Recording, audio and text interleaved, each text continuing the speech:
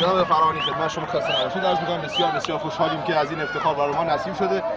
بفرمایید که شرایط بازی چطور بود؟ یه توضیح رو خدمت شنوندگان عزیز. من تبریک میگم به شما و به همه مردم رشت. خدا رو شکر بچه‌ها تونستن به اون فوتبال که دلمون می‌خواد ارائه بدن. من بچه‌ها واقعا راضی‌ام. خیلی خوب کار کردن. فوتبال بازی کردن. یه جورایی نشون دادن که نماینده الحق و الانصاف داماش هستن. بله بسیار ممنون. باز هم ما مصونی داشتیم در این بازی. متاسفانه علی آل کثیر که 2 هفته برای ما خوب داشت کار می‌کرد این هفته از دست دادیم.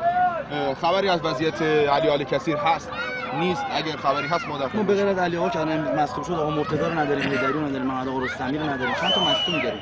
اما خودتون بهتر از من میدونید تیممون یه تیم 25 نفره است. بله. هر کی میاد دارید میبینید، سعید طالبی، میلاد خوشتفشان، بچه‌ها دارن میرسن.